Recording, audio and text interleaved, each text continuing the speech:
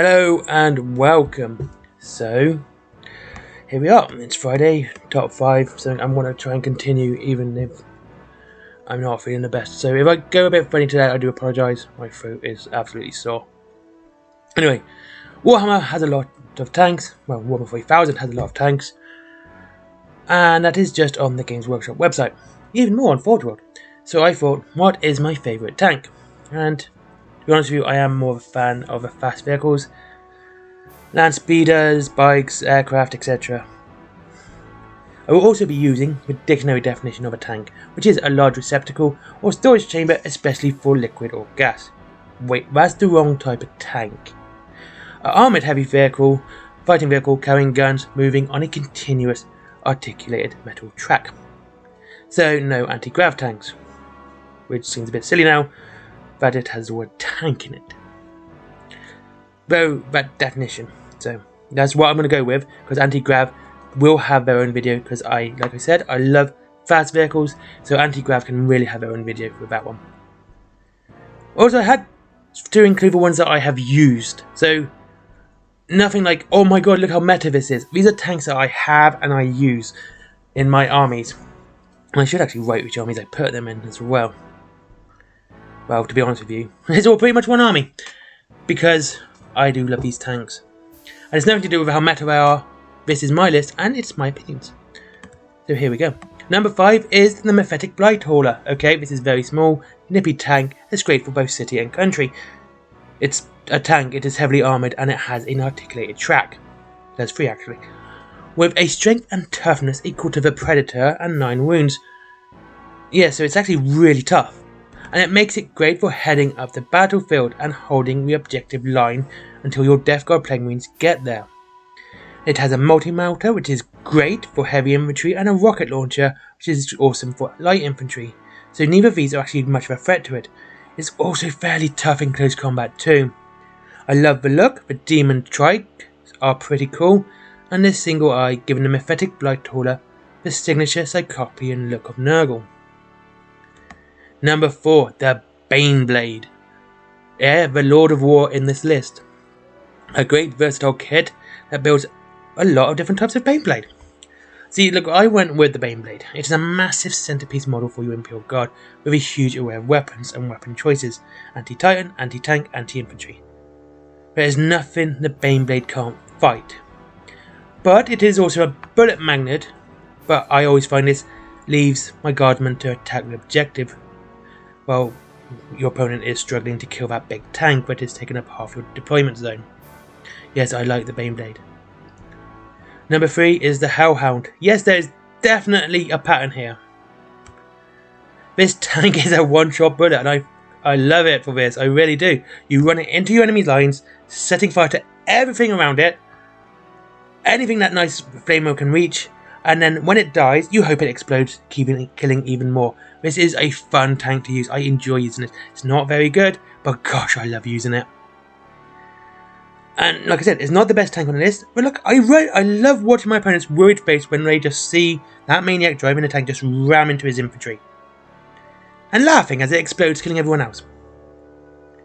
It is also one of the best looking tanks. The individual barrels in the rear of the tank, which is really cool and well made. Kind of a pain in the bum to paint if you're impatient like me, and you've just got to build it completely first. And the flamer weapons and the gas and the chemical weapon barrels. Yeah, this is just a really cool fun tank to look at. It's a fun tank to play with. And it has a great name. I love the Hellhound. Number 2 is the Sicarian battle tank. Look, I use this for my loyalist Iron Warriors in both 40k and Horus Heresy.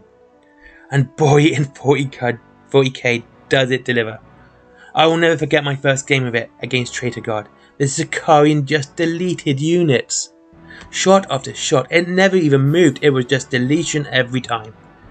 Even the opponent's Manticore was a turn 1 deletion. It's like, Manticore, gone. Oh god, it's so much fun to use again. Look, I got this for the looks and to boost both my Horus Heresy and 40k army. The number of guns is not even funny, 6 in total, from anti-infantry, heavy bolter and storm bolter to the I don't want to see that tank anymore Sicarian autocannons. Wow, I love this tank, and it looks good too. But I must admit, like, Horus Heresy have the best looking tanks for the Imperials and Space Marines. They just look really nice. I think my Kratos looks good. I got Kratos. I have the Land Raider Spartan and Sakaran, all for my Iron Warriors, and they all look really cool. I do like the look of the Horus Heresy tanks. And finally, number 1, the Leman Russ. Yeah, not including this as number 1 would be unjust. The one tank I have more than any other, the workhorse of the Imperial Guard. Let's talk about some fun facts. It has a Vanquisher battle cannon, which is like the Tower Railgun, but slightly worse AP. AP -5 instead of AP -6. And you can take 20 of them. Legally, in an army. And that stretches to 10th edition as well. 6 battle line. Okay. That is 3 Leman Russes in a squadron. 3 times 6 is 18. Plus your Epic Hero, Commander Pask. Plus your HQ, a Tank Commander. That is 20 of these. 20! Haha!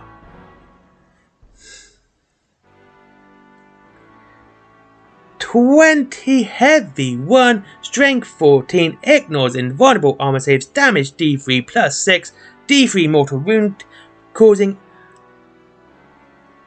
shots a turn. And there is so very little that can avoid or kill that. If we just look at damage D3 plus 6, right? 20 of those. So straight away, that's 120 wounds in a turn. 120 wounds. That's a lot, I love it. And that's even before the D3 bit.